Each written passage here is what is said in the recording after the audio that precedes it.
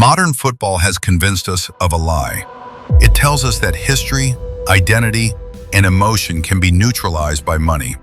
That a billion-euro squad is somehow immune to collapse, immune to pressure, immune to fate. But as we approach the 2026 World Cup, a different truth begins to emerge. Football is no longer decided only by the players on the pitch. It is decided by the minds on the touchline.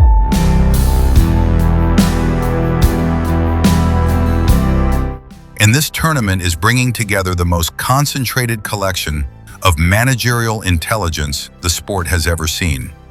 Look at the dugouts. Carlo Ancelotti arrives with 5 Champions League titles, the most successful club manager in modern football history, now stepping into international football with Brazil.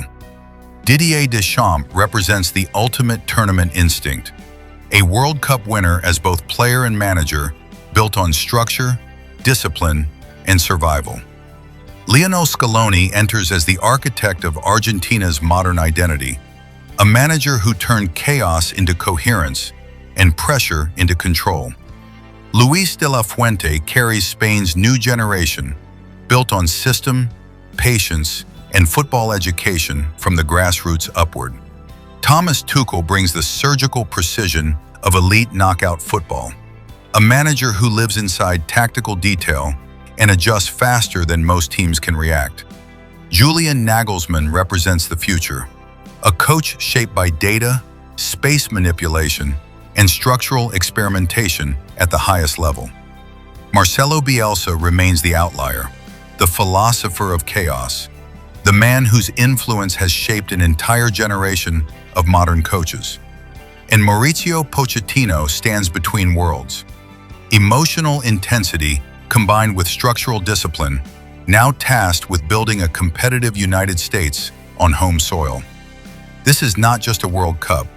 It is a summit of football philosophies. And that changes everything. Because international football is no longer about simply selecting the best players. It is about selecting the most effective idea.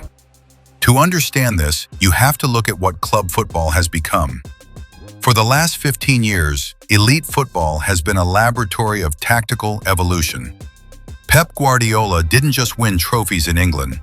He redefined what control means in football. Possession became not a style, but a weapon for total spatial dominance.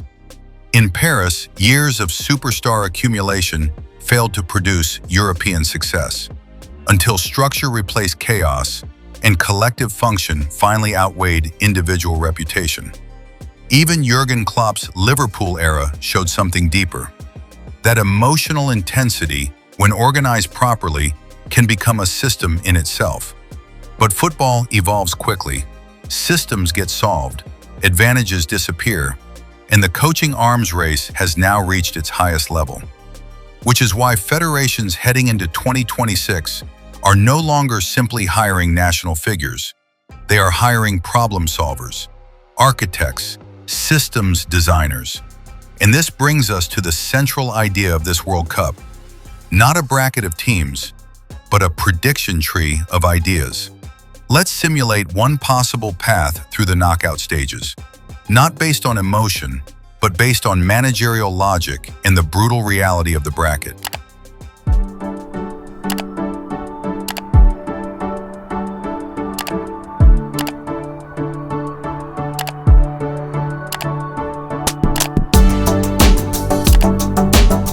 Quarterfinal, Norway versus Germany.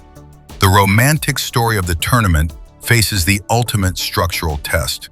Norway relies on physical dominance in transitional transitions, but Germany, under Julian Nagelsmann, represents complex space manipulation. Nagelsmann operates on pure data and fluid attacking lines. While Norway attempts to force a chaotic physical duel, Nagelsmann's Germany suffocates them through numerical overloads in the half spaces. Prediction? German structural experimentation completely solves the dark horse. Nagelsmann advances to the semifinals. Semifinal, Spain versus Argentina. Luis de la Fuente versus Lionel Scaloni. This is not just a football match. It is a tactical negotiation between two modern empires under extreme pressure. Scaloni brings a hardened tournament memory and immense emotional resilience, having already broken England in the previous round. But Spain represents the absolute removal of chaos through continuous ball retention. Scaloni tries to bait Spain into a counter-attacking trap, but De La Fuente's patience is unshakable. Margins become microscopic. A single press trigger determines everything. In the end, Spain's relentless positional play wears down the champions. Prediction? Spain eliminates the holders, securing a spot in the grand final. The final: Germany versus Spain. Julian Nagelsmann versus Luis de la Fuente. This is where the tournament reaches its ultimate philosophical peak. European royalty colliding on North American soil. On one side, Germany's fluid, data-driven structural experimentation. A system designed to constantly shift shapes, confuse marking schemes, and attack spaces before they even open.